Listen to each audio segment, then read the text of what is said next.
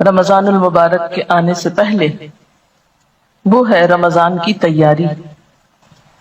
آپ عام روزمرہ زندگی کے مشاہدے میں دیکھتے ہیں کہ کسی بھی اہم کام کے لیے لازماً تیاری کی جاتی ہے۔ اگر کوئی کام بھی تیاری کے بغیر شروع کر دیا جائے تو اس میں وہ روح نہیں آتی، اس کام کو آپ صحیح طور پر انجوائے نہیں کر سکتے اور اس کا حق ادا نہیں کر سکتے۔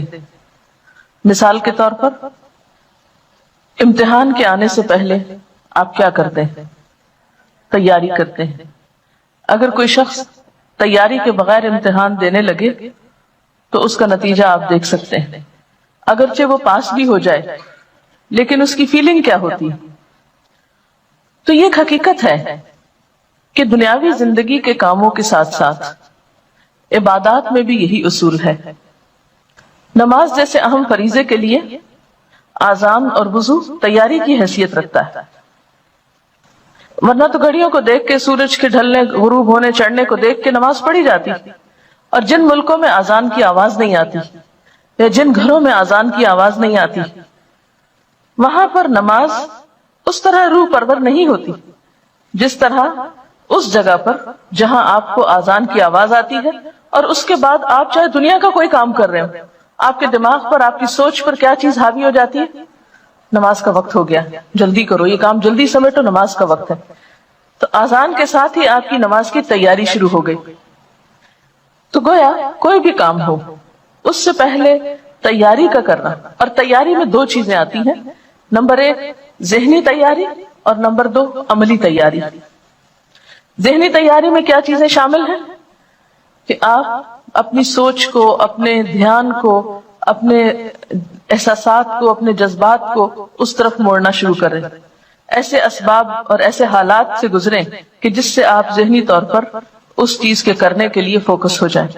عملی تیاری میں کیا چیز آتی ہے کہ مثلاً آپ کو معلوم ہے کہ رمضان میں آپ کو اتنا راشن چاہیے، جیسے گھریلو خواتین ہیں جو گھر چلاتی ہیں،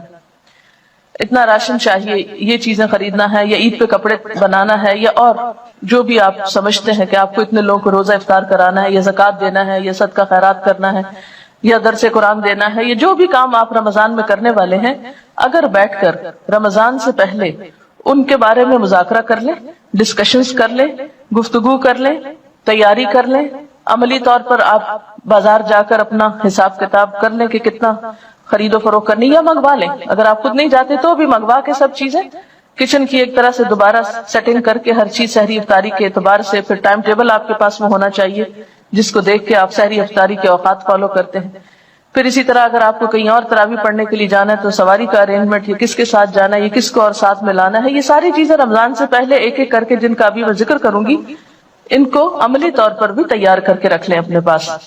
اس سے آسانی یہ ہوگی کہ جب کام شروع ہوگا تو آپ رائٹ اوے کام ڈے 1 سے شروع کر دیں گے، اور اگر آپ تیار نہیں ہوں گے تو پہلا عشرہ تو آپ کا صرف سوچ بنانے میں گزر جائے گا کہ اچھا رمضان آیا۔ جو کام آپ کو کرنے ہیں یہ چیزیں آپ نے روز کرنی ہے۔ مثلا میں نے لکھ کے رکھا ہوگا کہ سب سے پہلے صبح میں کیا پڑھنا ہے، اس کے بعد تسبیحات کون سی کرنی، حالانکہ مجھے پتا ہے یہ کرنی ہے، لیکن پھر بھی میں کاموں کے پریشر میں بعض اوقات بھولنے لگتی ہوں، تو میں وہ کارڈ مجھے یاد دلاتا ہے کہ آج میں نے یہ کام نہیں کیا۔ کہ مثلاً اگر آپ نے اپنے اوپر کچھ نفل باندھے ہوئے ہیں یا کچھ ذکر خاص کرنا ہے آپ کو، خاص سے مراد مسنون ہی ہے، وظیفہ مراد نہیں ہے کہ 1000 دفعہ کچھ، لاکھ دفعہ کچھ پڑھنا ہے، تو ان سب کے انہیں ترتیب بار اپنے چیزیں لکھ کر رکھ لیں۔ پھر یہ ہے کہ جائے نمازیں وغیرہ دھو کے صاف ستھری کر لیں، کیونکہ افسوس کے ساتھ کہنا پڑتا ہے کہ بعض گھرانوں میں اس کا اہتمام نہیں ہوتا، اور بہت فریکوینٹلی یہ چیز دیکھنے میں آتی ہے کہ لوگ سارا گھر صاف رکھتے اور ایک جائے نماز گندی رہ جاتی، شاید وہ مائنڈ کرتے ہیں اس کو دھونا یا گناہ سمجھتے ہیں۔ تو عبادت میں لطف کے لیے کیا ہے، تھوڑا سا گھر کی صفائی کو بھی دیکھ لیں، اور کچن کی صفائی، گھر کی صفائی، اپنے بیڈ کی، کمرے کی، جہاں آپ کو عبادت کرنی ہے، جہاں پڑھنا ہے، کتابوں کی شیلف کی، الماری کی، یعنی ہر ایک چیز جو ہے بالکل ترتیب سے کر لیں، اور اتنی ترتیب سے کر لیں، بلکہ میں تو بعض اوقات یہ کیا کرتی تھی کہ جو بیڈ بستر وغیرہ سال بھر اٹھتے رکھے جاتے ہیں، وہ میں رمضان سے پہلے چادریں، ہر چیز اس طرح ایسی جگہ پہ رکھ لیتی تھی کہ بس صرف 1 منٹ اس میں لگے اور ہر چیز جلدی جلدی تبدیل ہو جائے۔ اور لانڈری بھی رمضان کے لیے بچا کے نہیں رکھیں، سب کچھ واش کر لیں، کلین کر لیں، اور اس طرح آپ جب رمضان، جیسے لوگ عید کی تیاری کرتے ہیں، تو عید سے بڑھ کر آپ رمضان کے لیے عملی طور پر تیار ہو جائیں، اور ساتھ ساتھ کارڈ پر ذہنی طور پر عبادات کی تفصیل لکھ کر وہ تیاری کر لیں. اور پھر خاص طور پر یہ بات کہ کوئی بھی نیکی جو نفل کا درجہ رکھتی ہے عام دنوں میں، وہ رمضان میں فرض کا اجر و ثواب پاتی. جو عام دنوں میں نفل کا مقام رکھتی ہے وہ رمضان میں فرض کا مقام رکھتی. پھر اسی طرح فرض جو ہے وہ 70 فرض کے برابر ہو جاتا ہے. پھر اس میں ہمدردی اور غمخواری کا مہینہ ہے، تو ایک دوسرے کے ساتھ آپ ہمدردی اور غمخواری کس طرح کریں. پھر اسی طرح شہر المواسات کے علاوہ خاص طور پر افطار کا جو اجر بتایا گیا ہے، تو اس میں بھی آپ دیکھیے کہ گھر والوں کو بھی آپ افطار کرا سکتے ہیں. افطار پارٹی سے مراد نہیں ہے، اس سے افطار کرانا مراد ہے. کھجور کے ساتھ، پانی کے گھونٹ سے، لسی کے گھونٹ سے، جو بھی اویلیبل ہے. پھر خاص طور پر سروینٹس کے بارے میں حضور صلی اللہ علیہ وسلم نے توجہ دلائی کہ ان کے اوپر ایسا بوجھ نہ ڈالا جائے کہ جو اٹھا نہ سکیں. عام طور پر لوگ آخری وقت میں گرم پراٹھا کھاتے رہتے ہیں اور دوسروں کی سحری کا خیال نہیں رکھتے کہ ان لوگوں کو خود بھی کھانی، یا وہ لوگ بہت ارلی بیچارے کھا کے پھر سارے گھر کو سرو کرتے ہیں. ہم خود سوتے ہیں اور ان کو کام میں لگائے رکھتے ہیں. تو ان چیزوں کا بھی تھوڑا دھیان رکھنا ہے. پھر اسی طرح افطار کے وقت میں بھی ان کی مدد کرنا، ٹیبل لگانے میں، اٹھانے میں، برتن دھلوانے میں، تاکہ وہ بھی نماز پڑھ سکے. دیکھیے وہ نماز کیسی ہے جو آپ خود پڑھ رہے ہیں اور آپ کے گھر کے مسلمان سروینٹس نماز نہیں پڑھ رہے ہیں. وہ روزے کیسے ہیں کہ آپ خود روزے رکھ رہے ہیں اور آپ کے گھر کے سروینٹس جو ہیں ان کو روزے کی پرواہی نہیں، پتہ ہی نہیں. اور اگر کئی دفعہ میں نے ایسے لوگوں سے بات چیت کی ہے کہ آپ نے روزہ رکھا، تو کبھی بھی ہم کہاں سے روزہ رکھ سکتے ہیں، ہمارے تو کام ہی بہت ہیں.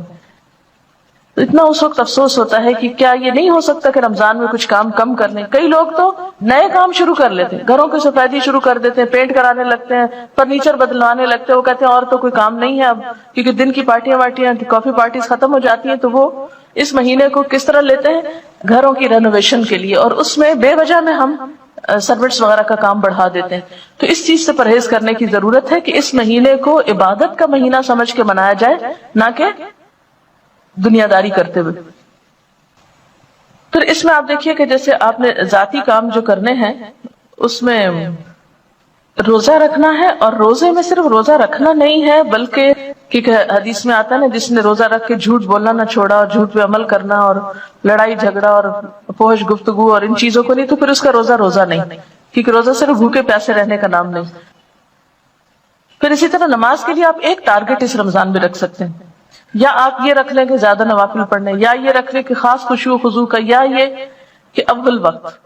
یعنی کوئی ایک ٹارگٹ اپنا رکھ لیں کہ میں اس رمضان میں اول وقت نماز پڑھوں گی، ساری نمازیں اول وقت. اور اس طرح آپ کو کیسے پورا ہوگا؟ الحمدللہ عام دنوں میں فجر آپ کے لیے اول وقت پڑھنا مشکل ہوتی ہے، اٹھتے اٹھتے کچھ دیر ہو جاتی ہے، لیکن رمضان میں تو آپ اٹھے ہوئے ہی ہوں گے.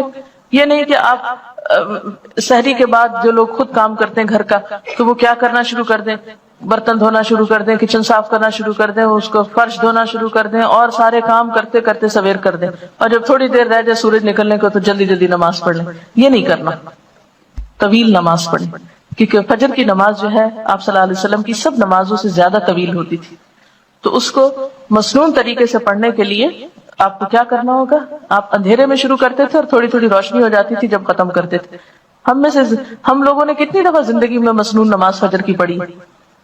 تو یہ رمضان کا موقع اگر آ رہا ہے تو کوشش کریں کہ اس میں اس سنت پر عمل ہو جائے. تو ساری نمازوں کو اول وقت میں، یعنی یہ جو عبادات ہے رمضان میں، ذاتی عبادات، اس میں روزے کو حقیقی روزہ، نماز کو